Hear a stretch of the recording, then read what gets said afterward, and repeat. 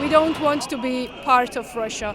We want to be part of Europe, and we belong to Europe. And this is our very, very first demand, that we belong to Europe. Georgia, it's faced its fourth nights of protests following the freeze of talks to join the EU. How's the situation looking like on the ground? Well, we've seen a dramatic escalation in the scale and intensity of these protests. Georgia's become accustomed to having daily, nightly demonstrations outside the parliament over the past year as the government takes an increasingly authoritarian turn, introducing a slew of kind of Russian-style legislation, both branding Western-backed NGOs and media outlets as foreign agents, but also introducing swinging new crackdowns on the LGBT community and tackling other kind of key human rights institutions, platforms within the country. What we've seen over the last 3 or 4 days, though, has really changed that dynamic from protesters setting up barricades along the street outside the Parliament building briefly being on fire.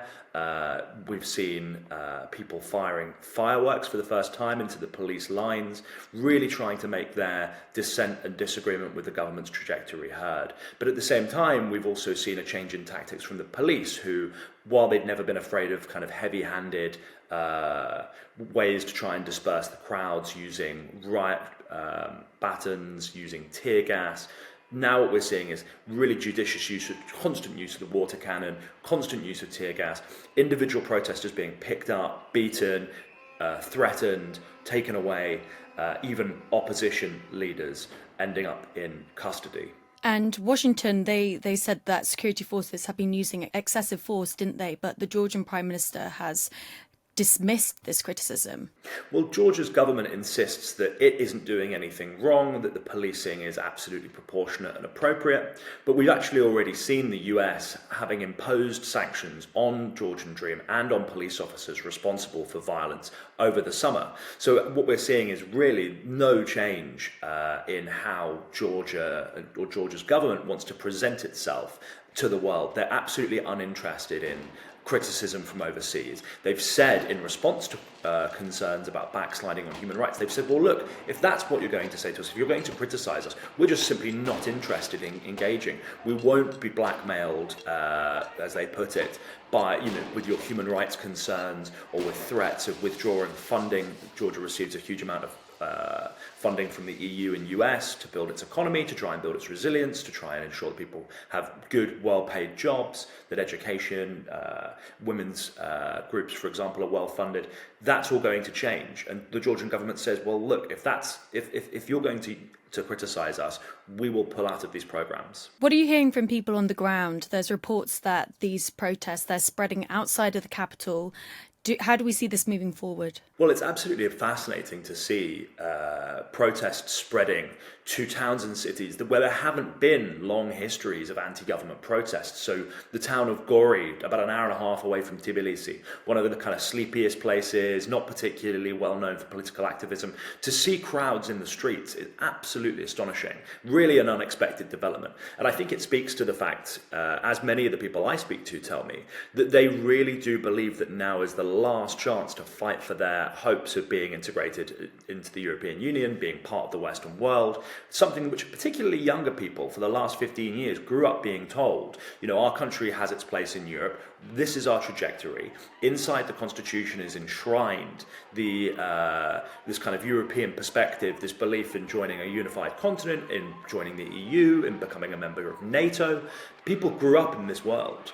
And they really, really don't want to see the sun set on it. And at the same time, older people who have vivid memories of Georgia's 2008 invasion by Russia and remember what life was like when they were governed from Moscow really don't want a repeat of that either. So I think what you see is these frustrations building up. And there will be, of course, those who say, well, actually, Georgia has a sovereign right to do whatever it wants. Neighbouring Azerbaijan, has a catastrophic human rights record.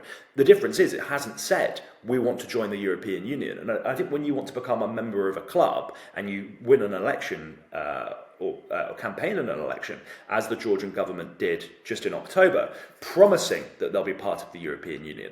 It's absolutely within the rights of the EU and the US to say, look, guys, this isn't the way to go about it. And I think the Georgian government's got itself in this position where it's deeply offended to hear the reality that its actions have consequences, and that you simply cannot, on one hand, backslide on human rights, show absolute disdain for any concerns about the state of your democracy, and at the same time join the European Union. You know, they'll look at countries like Hungary, like Slovakia, that are already inside the EU, that are doing some of those things. Not maybe to the same extent, but certainly trying to do some of those things. And they'll say, well, why, if they get to be part of the club, can't we?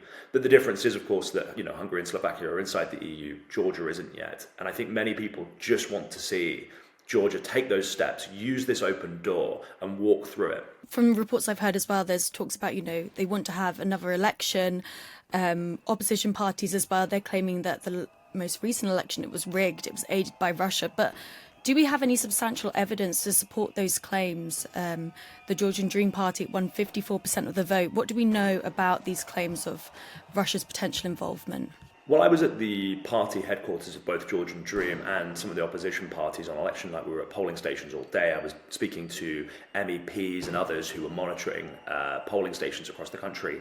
And we did see well-documented evidence of voter intimidation, of some violence at some polling stations. One of the biggest concerns was about voter ID and the secrecy of the ballot.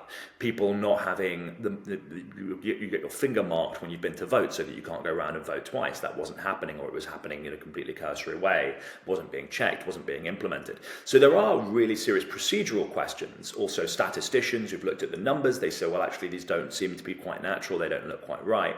And I think as a result, the OSCE, other external monitoring groups have said, well, look, we have real concerns about these elections. The European Parliament last week passed a resolution that said the elections were neither free nor fair and did not represent the will of the Georgian people. Now, they've called, as the opposition has called, for those elections to be rerun under international supervision.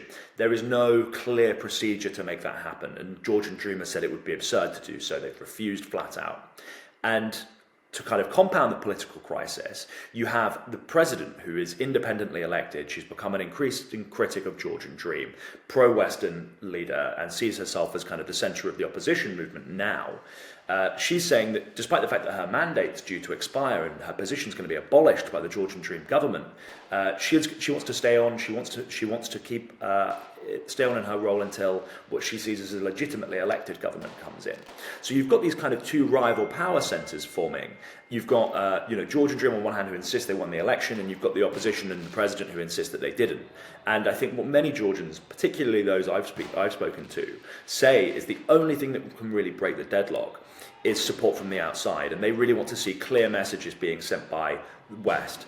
The US, as you say, has been sending some of those messages. The EU's a little bit more equivocal. You know, these are people who are going out with EU flags, standing on the street, facing potential beatings, facing the water cannon, facing the tear gas, and they're waving an EU flag.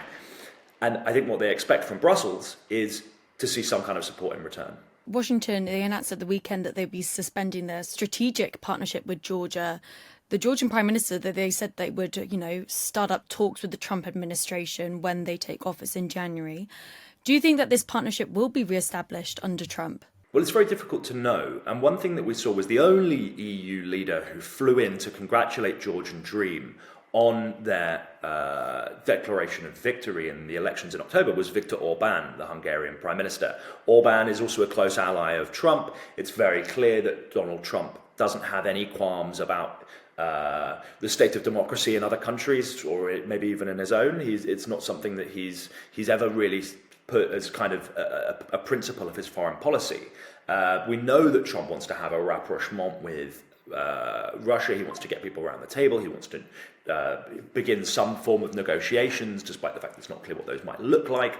I think what the biggest challenge for the Georgians will be is just getting on the agenda. I don't get the sense that anyone in Trump's team or Trump himself really know where Georgia is, understand the individual, the security situation. The reason that the strategic partnership with Georgia has been so important is because it's been about supporting Georgia against Russian aggression. after that invasion in 2008.